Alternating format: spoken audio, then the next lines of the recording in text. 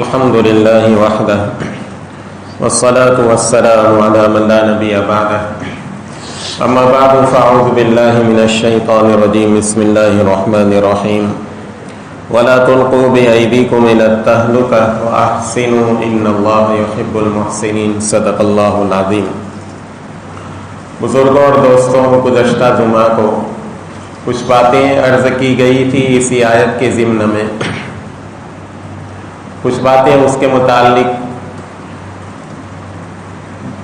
کچھ باقی رہ گئی تھی جو ذہن کے اندر تھی، اس کو آپ کے سامنے عرض کر رہا ہوں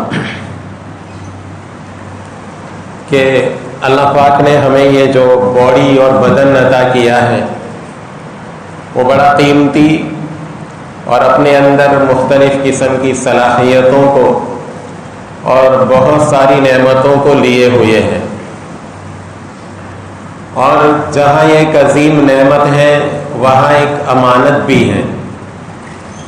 امانت کی ذمہ داری امین کے اوپر لازم ہوتی ہے۔ امانت میں ہر قسم کا ایسا تصرف کرنا کہ جس سے امانت کے ضائع ہونے کا یا نقصان کا خطرہ ہو، اس کی اجازت نہیں ہے۔ اگر مثلا ہمارے پاس کوئی آدمی روپیے پیسے امانت کے طور پر رکھے تو اب ہماری ذمہ داری ہے کہ اب روپیوں کو روپیوں کی جگہ پر رکھا جائے جہاں روپیے پیسے رکھے جاتے ہیں۔ اگر ہم نے اس کو ایسے ہی گھر میں ابڑائی پر ڈال دیا یا جہاں برتن رکھتے ہیں وہاں رکھ دیا تو اس صورت میں ہم نے یہ امانت کے سنبھالنے میں کوتاہی کی، اور یہ کوتاہی ہمارے لیے درست نہیں ہوگی۔ خدا نخواستہ اگر پیسے ضائع ہو گئے تو امانت دار کی اگر کوتاہی ہے تو امانت دار اس کا ضامن ہوگا۔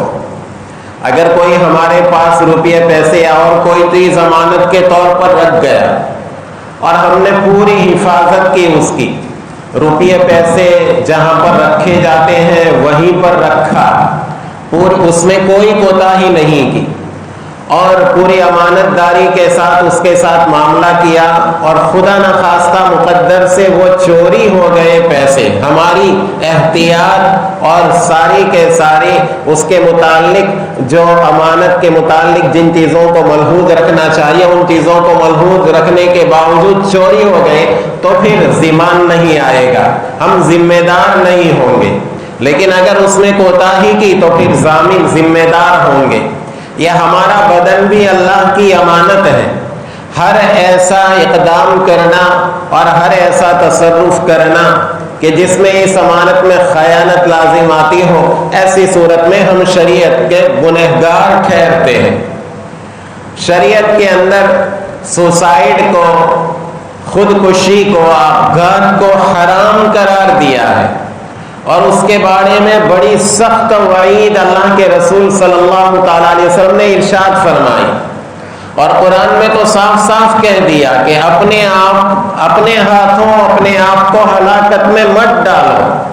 یہ اللہ کی طرف سے آرڈر ہے، اس کے خلاف کرنا ناجائز ہے۔ اگر کوئی آدمی خودکشی کرتا ہے تو بڑی سخت وعید ہے کہ جس طریقے سے اس نے خودکشی کی ہے اور جس تکلیف سے وہ ہلاک ہوا ہے، خدا نہ اگر وہ اس طریقے سے اس نے خودکشی کی ہے تو پھر قیامت تک وہ اسی طریقے سے اس قسم کے عذاب کے اندر مبتلا رہے گا، جس قسم کے خودکشی کے اندر جس قسم کا اس نے معاملہ کیا ہے۔ اب یہ اتنی بڑی سخت وعید اس کے اوپر اس وجہ سے کہ آدمی کا یہ ہمارا جو جسم اللہ نے ہمیں دیا ہے وہ ہمارا نہیں ہے، وہ اللہ کی امانت ہے۔ لہذا اگر کسی آدمی نے خود کو تباہ کر دیا تو اس میں بڑی خیانت کی۔ اللہ نے اس کو صحیح سالم تندرست باڈی عطا کی، اب اس کے اندر وہ اللہ کی امانت میں خیانت کر رہا ہے، اللہ کی ملکیت میں اپنی چلا رہا ہے، اس کی بالکل گنجائش نہیں ہوگی۔ اسی طریقے سے مثلا کوئی آدمی یہ چاہے کہ بھائی میں بہت غریب ہوں، پیسوں کی ضرورت ہو، 2 गुर्दों के बजाय 1 गुर्दे से काम चल जाएगा, डॉक्टरों ने कहा है। और ये मेरा गुर्दा किडनी जो है वो 10 लाख रुपए के अंदर बिक रही है, चलो बड़ा काम निकल जाएगा। तो उस सूरत के अंदर उसके लिए ये किडनी बेचने की गुंजाइश नहीं होगी, इसलिए कि वो किडनी का मालिक वो नहीं है, वो मालिक उसका अल्लाह है। अल्लाह ने हमें माल दिया, रुपये पैसे दिए, वो अल्लाह ने हमें तसर्रुफ के लिए दिए कि उसमें जिस किस्म का जायज तसर्रुफ करना चाहो करो, लेकिन हमारी ये बॉडी अल्लाह की अमानत है। अगर हम चाहें कि उसमें अपनी तरफ से खरीद और फरोख्त करें, काट छाट करें अपनी तरफ से, हमारे लिए इसमें गुंजाइश नहीं होगी। खैर, तो हमारी ये बॉडी अल्लाह की अमानत है। अब हर ऐसा काम करना और उस बॉडी को हर ऐसी चीज उसके अंदर दाखिल करना कि जिससे हमारी बॉडी और बदन को नुकसान पहुंच रहा है, शरीयत के अंदर उसकी इजाजत बिल्कुल नहीं होगी। शरीयत ने तो बड़ी बारीक बारीक बातों का और बारीक नुकसानों से जो है वो बचाया। अल्लाह के रसूल सल्लल्लाहु अलैहि वसल्लम ने उम्मत को हर ऐसे काम करने से मना फरमाया कि जिससे उसकी जान को खतरा हो या उसके बदन को किसी किस्म का नुकसान पहुंच रहा हो। अब ये जैसे मैंने गुज़श्ता जुमा को कहा था कि ये तंबाकू, गुटखा, सिगरेट नोशी, कि अब गालिब गुमान यही है, डॉक्टरों का कहना है कि भाई इसके इस्तेमाल से मोहलिक बीमारियां होती हैं, कैंसर जैसा मोहलिक मर्ज होता है। तो फिर ऐसी सूरत के अंदर उसका इस्तेमाल मकरूहे तहरीमी होगा। अब हमारे नौजवान और बहुत से लोग शौक से उसका इस्तेमाल करते हैं और फिर आगे जाके बड़े बड़े दुख उठाने पड़ते हैं। चंद लम्हों के अंदर, चंद लम्हों की ये बदन को थोड़ी राहत या मजा मिलता है, राहत तो क्या थोड़ा मजा मिलता है, लेकिन उसके लिए महीनों और सालों के दुख उठाने पड़ते हैं। ये कोई अक्लमंदी की बात भी अक्लमंदी की बात तो है नहीं।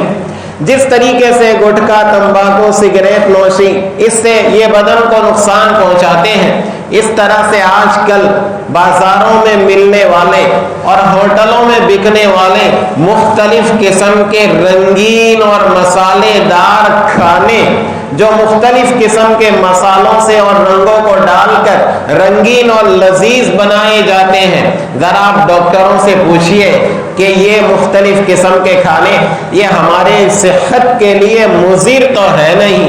अब हम बड़े शौक से उसको खाते हैं।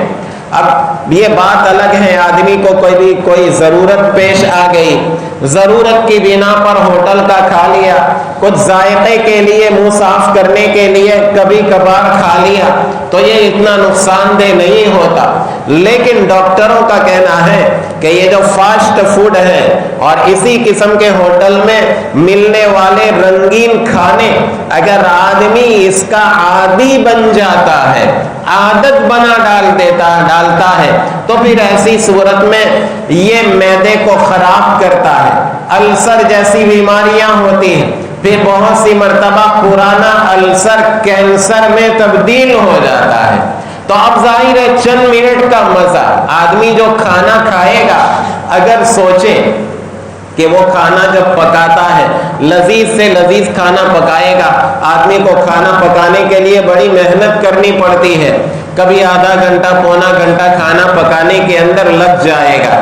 लेकिन अब वो इसलिए, अब खाने के 2 मकसद होते हैं, एक तो ये कि भाई बदन को ग़िज़ा की ज़रूरत होती है और साथ साथ खाना थोड़ा लजीज भी हो ताकि ज़ुबान पर अच्छा लगे।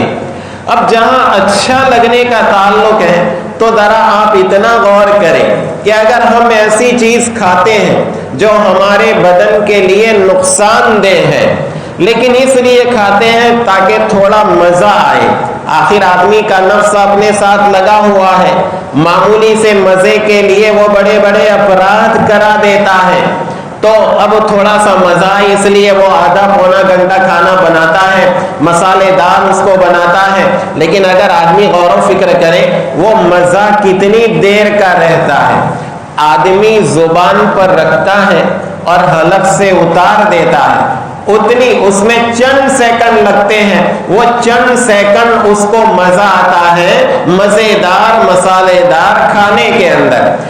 अच्छा खाना, मजेदार खाना, मसालेदार खाना कोई नाजायज और हराम नहीं है, लेकिन वो अगर मसाले ऐसे हो जो हमारी सेहत को नुकसान दे रहे हैं, तो फिर आदमी को सोचना चाहिए कि ये मजा कितनी देर का है। जुबान पर रखा, हलक से उतर गया तो फिर टेस्ट तो चला गया। अब चंद सेकंड के लिए आदमी फिर बहुत सी मर्तबा ये चंद सेकंड के मजे के लिए कई कई महीने और कई कई साल तकलीफें उठाता है। जाहिर है ये कोई अक्लमंदी की बात नहीं। तो ये जिस तरीके से गुटखा, तंबाकू वगैरह ये जैसे हमारी सेहत के लिए मुज़िर है, ये फास्ट फूड और इसी तरीके से रंग और मुख्तलिफ किस्म के रंगीन खाने, अगर आदमी इसका आदी हो जाता है, आजकल सोशल मीडिया के ऊपर आप जो बहुत से ऐसे मैसेज आपको मिलते होंगे डॉक्टरों के, वईदों के, कि ये हमारी सेहत के लिए कितने मुज़िर है।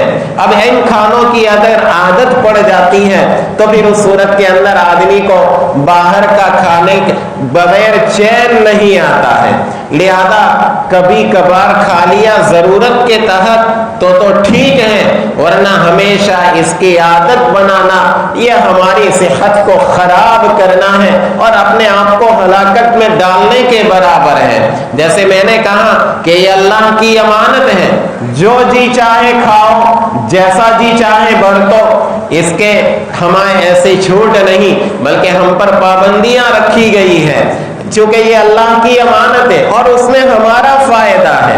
इन चीजों में एहतियात रखने में हमारा फायदा है। इसका हमारे बदन तंदुरुस्त होगा तो आदमी काम काज अच्छी तरीके से कर सकेगा।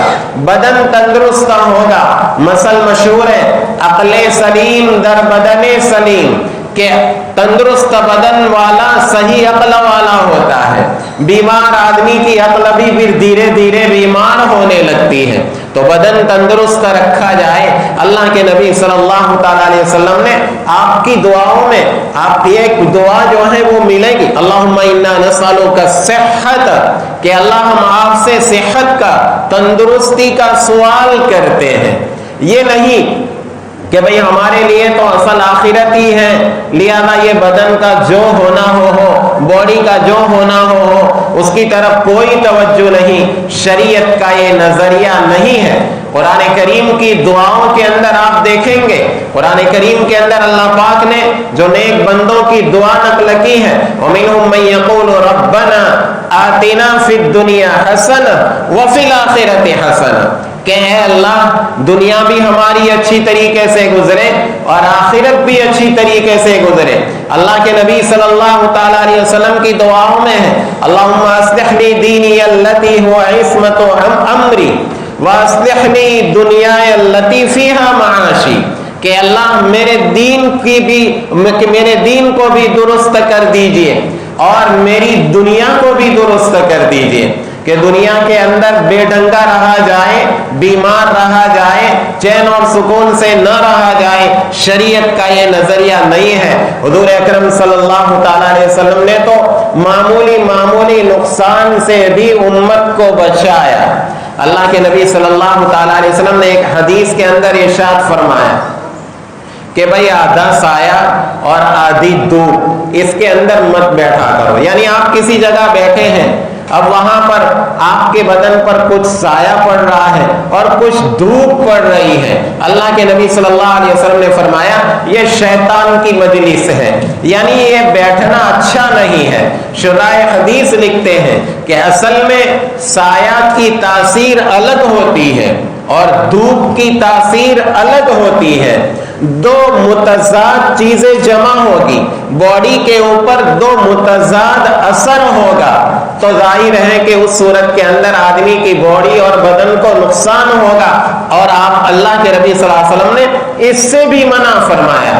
حالانکہ یہ کوئی گناہ کی بات نہیں، اگر کوئی آدمی آدھا سائے آدھے دھوپ کے اندر بیٹھ گیا، کرامن کاتبین اس کے اوپر کوئی گناہ نہیں لکھیں گے، لیکن چونکہ اس سے آدمی کے بدن کو نقصان پہنچتا ہے، دو متضاد چیزیں جمع ہو رہی ہیں، تو اللہ کے نبی صلی اللہ علیہ وسلم نے فرمایا کہ اس طریقے سے مت بیٹھا کرو۔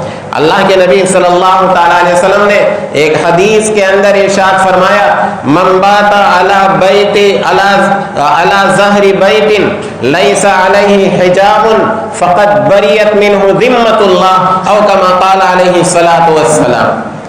آدمی بہت سی مرتبہ چھت پر سوتا ہے گرمیوں کے اندر یا کسی اور عذر کی بنا پر، اگر چھت پر سوئے، اللہ کے نبی صلی اللہ علیہ وسلم نے کیا ہدایت دی کہ ایسی چھت جس کی آڑ نہ کی گئی ہو، جس کا کٹہرا نہ بنایا گیا ہو، جس کے ارد گرد آڑ نہ ہو، ایسی چھت کے اوپر اللہ کے نبی صلی اللہ علیہ وسلم نے سونے سے منع فرمایا۔ ایک حدیث میں ہے کہ اللہ کے رسول صلی اللہ علیہ وسلم نے اس پر سونے سے منع فرمایا، اس وجہ سے کہ ظاہر ہے نیند کی حالت غفلت کی حالت ہوتی ہے۔ اب رات کو آنکھ کھل جائے اور غفلت کے اندر اگر آدمی چلنا شروع کر دے خدا نخواستہ، اب آڑ نہ ہو تو خدا نخواستہ وہ چلتے چلتے وہاں تک پہنچ جائے کہ جہاں سے واپسی ممکن نہ ہو، آدمی ہلاک ہو جائے، نیچے گر جائے، بڑا نقصان پہنچے۔ اللہ کے نبی صلی اللہ علیہ وسلم نے اس سے منع فرمایا، اور میں نے جو حدیث پڑھی اس میں اللہ کے نبی صلی اللہ علیہ وسلم نے ارشاد فرمایا، جس نے ایسی چھت پر رات گزاری، ایسی چھت پر سو گیا کہ جس کے ارد گرد آڑ نہیں ہے، کٹھیرا نہیں ہے، فقط بریت منہ الذمہ، اللہ پاک نے اپنے فضل سے ہماری حفاظت کی ذمہ داری لی ہے۔ اللہ پاک کے کچھ فرشتے ہیں کہ جو آدمی کی حفاظت کے لیے مقرر ہیں۔ ہمیں بہت سی مرتبہ اس کا تجربہ ہوتا ہے کہ ہلاکت کی جگہوں سے ہم بچ جاتے ہیں، اب اچانک ہم ایسا لگتا ہے کہ بس 1-2 سیکنڈ کا فاصلہ ہو گیا، ورنہ ہماری ہلاکت یا ہمارا بڑا نقصان یقینی تھا، لیکن ہم بچ جاتے ہیں۔ کبھی کبھی جو ہے وہ آدمی گرتا ہے ایسی جگہ سے کہ جہاں سے عام متن بچنا مشکل ہے، لیکن پھر بھی بچ جاتا ہے۔ یہ اللہ کی حفاظت کے اسباب ہیں۔ اللہ نے کچھ حفاظت کے اسباب کے طور پر فرشتے مقرر کیے ہیں۔ اللہ کے نبی صلی اللہ علیہ وسلم فرماتے ہیں کہ اللہ نے اپنے فضل سے جو حفاظت کی ذمہ داری لی ہے، اگر آدمی حفاظت کے اسباب کو اختیار نہ کرے، ایسی چھت پر سو جائے کہ جس کا کٹھیرا نہ ہو، کھلی ہو، گرنے کا امکان ہو، تو اللہ کے رسول صلی اللہ علیہ وسلم فرماتے ہیں اللہ اپنی حفاظت کی ذمہ داری ہٹا لیتا ہے۔ لہذا دیکھو کتنی بڑی بات ہے کہ آدمی کو تباہی سے بچانے کے لیے، ہلاکت کی جگہوں میں گرنے سے بچانے کے لیے اللہ کے نبی صلی اللہ تعالیٰ علیہ وسلم نے کتنی تاکید کے ساتھ یہ باتیں ارشاد فرمائی۔ اس سے معلوم ہوا کہ ہر ایسا کام کرنا کہ جس سے آدمی کہ جان خطرے کے اندر ہو یا بڑا نقصان پہنچنے کا اندیشہ ہے، تو پھر اس صورت کے اندر یہ آدمی کے لیے ممنوع ہوگا۔ آج کل یہ جو سواریاں آئی ہے، اب ظاہر ہے سواریاں مشین سے چلتی ہیں، پہلے زمانے کے اندر جو ہے وہ گھوڑے، گدھے، خچر کے اوپر سفر ہوتا تھا۔ اب آدمی جو ہے اس کے اوپر اپنی طاقت کی بقدر اس کو دوڑاتا تھا، بھائی جتنا اس کا قابو ہو، کنٹرول ہو، جتنی اسپیڈ پر وہ خود جم سکتا اتنی اسپیڈ پر وہ دوڑائے گھوڑا، تو ظاہر ہے کوئی حرج نہیں۔ اب یہ مشینی گاڑیاں ہیں کہ اس میں دوڑانے کے اندر آدمی کا کوئی کمال نہیں، وہ مشین کا اور فیول کا کمال ہوتا ہے۔ اب آدمی ایکسیلیٹر دباتا ہے، وہ اسپیڈ پکڑتی ہے، اب وہ جیسی گاڑی اس کے مطابق اس کی اسپیڈ ہوتی ہے۔ تو اب گاڑی کو اس طریقے سے دوڑانا کہ اگر خدا نہ خواستہ اب کوئی ضرورت پڑ گئی اچانک کنٹرول کرنے کی تو پھر آدمی کنٹرول نہیں کر پاتا ہے اور اسی کے نتیجے کے اندر ایکسیڈنٹ ہوتے ہیں. لہذا گاڑی کو بھی اتنا تیز بگانا کہ آدمی کی کنٹرول سے باہر ہو جائے، یہ بھی ایک طرح سے اپنے آپ کو ہلاکت میں یا نقصان پہنچنے کے مترادف ہے. اس سے بھی بچنا چاہیے. اور آج کل کے جو مختلف قسم کی جو بائیکیں نکلی ہے، اب بیچارے نوجوانوں کو ایک جوانی کا ایک جوش ہوتا ہے اور پھر مہنگی گاڑی کے اوپر چڑھ کر اس جوش میں کچھ اور اضافہ ہو جاتا ہے. یہ فطری بات ہے.